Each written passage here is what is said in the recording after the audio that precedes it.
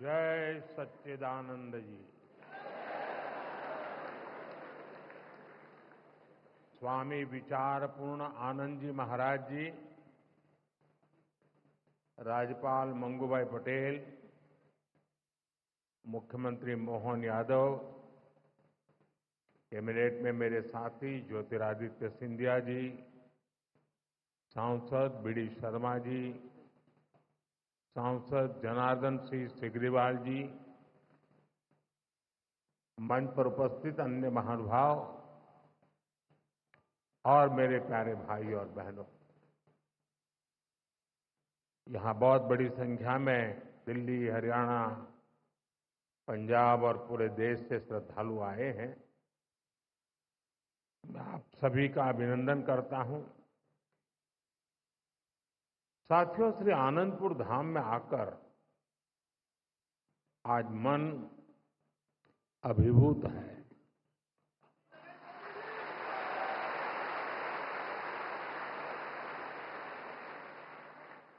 अभी मैंने गुरुजी महाराज के मंदिर में दर्शन किए। वाकई हृदय आनंद से भर गया।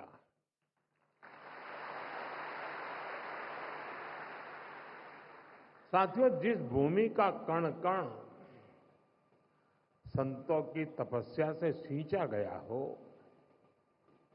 जहां परमार्थ एक परंपरा बन चुका हो, जहां सेवा के संकल्प मानवता के कल्याण का पथ प्रशस्त करते हो, वो धरती साधारण नहीं है।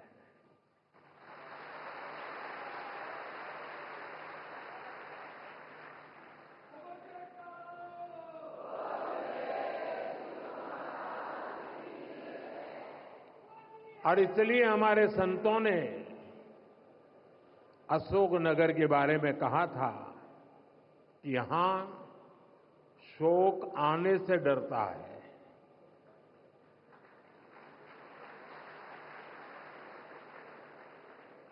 मुझे खुशी है कि आज यहां बैसाखी और श्री गुरु महाराज जी के अवतरण दिवस के उत्सव में मुझे शामिल होने का सौभाग्य मिला है। मैं इस पवित्र अवसर पर प्रथम पातशाही श्री श्री 108 श्री स्वामी अद्वैत आनंद जी महाराज और अन्य सभी पातशाही संतों को प्रणाम करता हूं।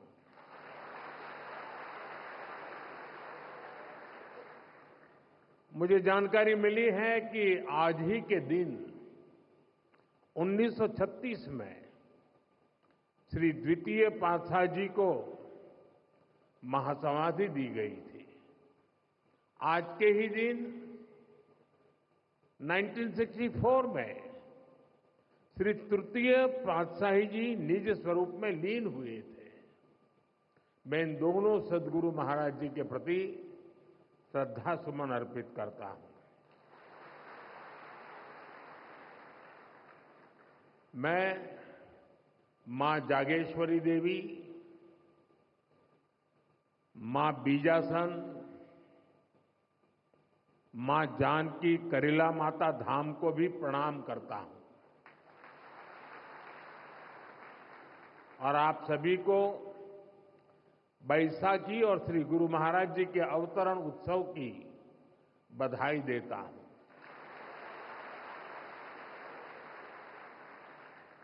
साथियों, हमारा भारत ऋषियों, मनुष्यों और संतों की धरती है। जब जब हमारा भारत, हमारा समाज किसी मुश्किल दौर से गुजरता है, कोई न कोई ऋषि, मनीषी इस धरती पर अवतरित होकर समाज को नई दिशा देता है। हम पूज्य स्वामी अद्वैत आनंद जी महाराज के जीवन में भी इसकी झलक देख सकते हैं। एक समय था जब आदि शंकराचार्य जैसे आचार्यों ने अद्वैत दर्शन के गहरे ज्ञान की व्याख्या की थी।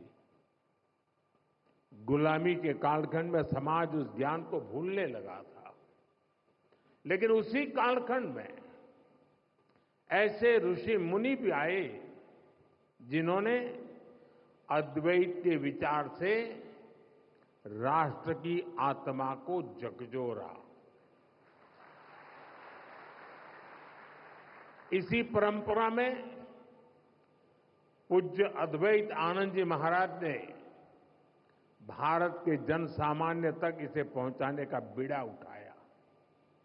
महाराज जी ने अद्वैत के ज्ञान को हम सभी के लिए और सरल बनाया, उसे सामान्य मानवीय के लिए सुलभ कर दिया।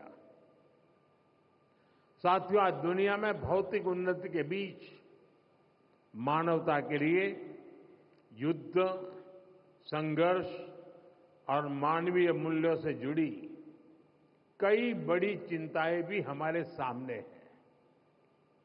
इन चिंताओं, इन चुनौतियों की जड़ में क्या है? इनकी जड़ में है अपने और पराये की मानसिकता। वो मानसिकता जो मानव को मानव से दूर करती है।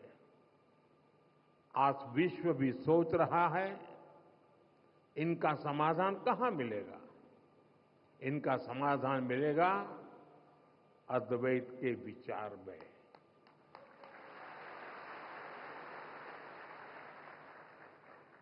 अद्वैत यानी जहां कोई द्वैत नहीं है।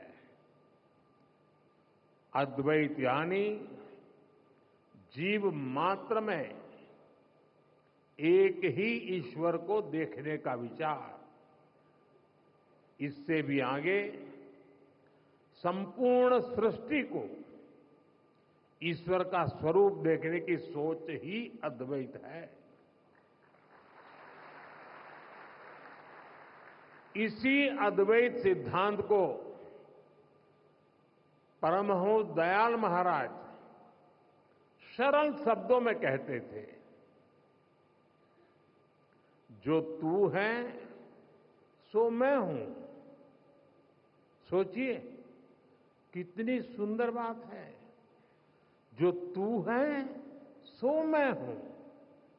ये विचार मेरे और तुम्हारे का भेद खत्म कर देता है और विचार सब मान ले तो सारे झगड़े ही खत्म हो जाए। साथियों, अभी कुछ देर पहले मेरी छठे पातशाही स्वामी श्री विचारपूर्ण आनंद जी महाराज से चर्चा हो रही थी। पहले पातशाही परमहंस दयाल महाराज जी के विचारों के साथ साथ वो मुझे आनंद धाम के सेवा कार्यों के बारे में भी बता रहे थे। यहां साधना के जो 5 नियम तय किए गए हैं, उनमें निष्काम सेवा भी एक है। निष्काम भाव से गरीब वंचितों की सेवा, नर सेवा में नारायण सेवा को देखने की भावना, ये हमारी संस्कृति का आधार है। मुझे बहुत खुशी है कि सेवा की इसी संस्कृति को आनंदपुर ट्रस्ट पूरे मनोयोग से आगे बढ़ा रहा है। ट्रस्ट द्वारा संचालित अस्पताल में हजारों मरीजों का इलाज होता है। इलाज के लिए मुफ्त शिविर लगाए जाते हैं। गौ सेवा के लिए एक आधुनिक गौशाला भी चलाई जाती है। नई पीढ़ी के निर्माण के लिए ट्रस्ट की ओर से कई स्कूल भी चलाए जा रहे हैं। और इतना ही नहीं, आनंदपुर धाम पर्यावरण संरक्षण के जरिए पूरी मानवता की बड़ी सेवा कर रहा है।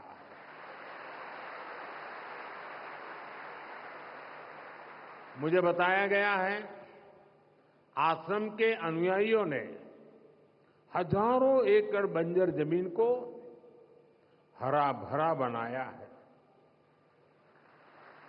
आज इस आश्रम द्वारा लगाए गए हजारों पेड़ परमार्थ के काम आ रहे हैं। भाइयों बहनों, सेवा की यही भावना आज हमारी सरकार के हर प्रयास के केंद्र में है। आज हर जरूरतमंद प्रधानमंत्री गरीब कल्याण अन्न योजना के कारण खाने की चिंता से मुक्त है। आज हर गरीब और बुजुर्ग आयुष्मान योजना के कारण इलाज की चिंता से मुक्त है। आज हर गरीब पीएम आवास योजना के कारण अपने पक्के घर की चिंता से मुक्त हो रहा है। आज जल जीवन मिशन योजना के कारण गांव-गांव में पानी की समस्या का समाधान हो रहा है। देश में रिकॉर्ड संख्या में नए एम्स, आईआईटीज और आईआईएम्स खुल रहे हैं। गरीब से गरीब वर्ग के बच्चों के सपने साकार हो पा रहे हैं। हमारा पर्यावरण स्वच्छ हो, प्रकृति संरक्षित रहे, इसके लिए सरकार ने एक पेड़ मां के नाम अभियान भी शुरू किया है। आज इस अभियान के तहत करोड़ों पेड़ देश में लगाए जा चुके हैं। देश इतने बड़े स्तर पर इतना कुछ कर पा रहा है तो इसके पीछे हमारा सेवा भाव ही है। गरीब और वंचित के उत्थान का संकल्प, सबका साथ सबका विकास का मंत्र, सेवा की ये भावना आज ये सरकार की नीति भी है और निष्ठा भी है। साथियों, जब हम सेवा के संकल्प से जुड़ते हैं तो हम केवल दूसरों का ही भला नहीं कर रहे होते हैं। सेवा की भावना हमारे व्यक्तित्व को भी निखारती है, हमारी सोच को व्यापक बनाती है। सेवा हमें व्यक्तिगत दायरों से निकालकर समाज और राष्ट्र और मानवता के बड़े उद्देश्यों से जोड़ती है। हम सेवा के लिए मिलजुल कर, एकजुट होकर काम करना सीखते हैं। हम जीवन के अलग अलग पहलुओं को समझते हैं। आप सब सेवा कार्यों के लिए समर्पित लोग हैं। आपने अपने जीवन में अनुभव किया होगा, कठिनाइयों से लड़ना और फिर कठिनाइयों से जीतना। सेवा करते करते हम सहज ही ये सब सीख जाते हैं। इसलिए मैं कहता हूं, सेवा एक साधना है, एक ऐसी गंगा है जिसमें प्रत्येक व्यक्ति को जरूर डुबकी लगानी चाहिए। साथियों, अशोकनगर और आनंदपुर धाम जैसे क्षेत्र जिन्होंने देश को इतना कुछ दिया है, इनका विकास भी हमारी जिम्मेदारी है। इस क्षेत्र को कला, संस्कृति और प्राकृतिक सौंदर्य का वरदान प्राप्त है। यहां विकास और विरासत की असीम संभावनाएं हैं। इसलिए हम एमपी और अशोकनगर में विकास को तेज गति से बढ़ा रहे हैं।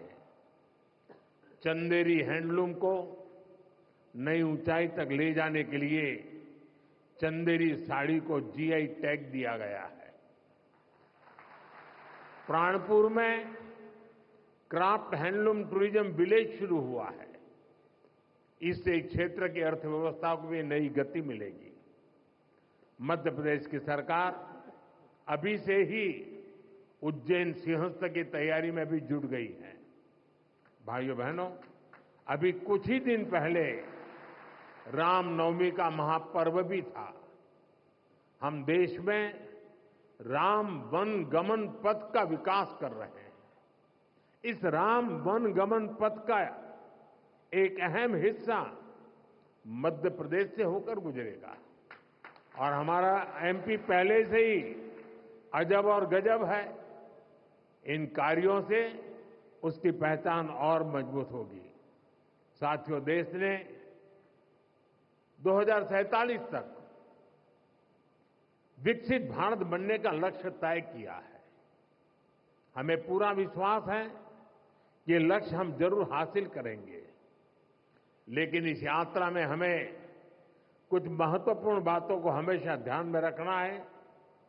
हम देखते हैं दुनिया के कई देश विकास यात्रा में अपनी संस्कृति से कट गए, उन्होंने अपनी परंपराएं भुला दी। भारत में हमें अपनी पुरातन संस्कृति को संरक्षित करके रखना है। हमें ध्यान रखना है, भारत जैसे देश में हमारी संस्कृति केवल हमारी पहचान से ही नहीं जुड़ी है, हमारी संस्कृति ही हमारे सामर्थ्य को मजबूती देती है। मुझे खुशी है कि आनंदपुर धाम ट्रस्ट इस दिशा में अनेक कार्य करता आ रहा है। मुझे विश्वास है आनंदपुर धाम की सेवा कार्य विकसित भारत के संकल्प को नई ऊर्जा से आगे बढ़ाएंगे। एक बार फिर आप सभी को बैसाखी और श्री गुरु महाराज जी के अवतरण उत्सव की बहुत बहुत बधाई देता हूं। बहुत बहुत बधाई। जय श्री सच्चिदानंद।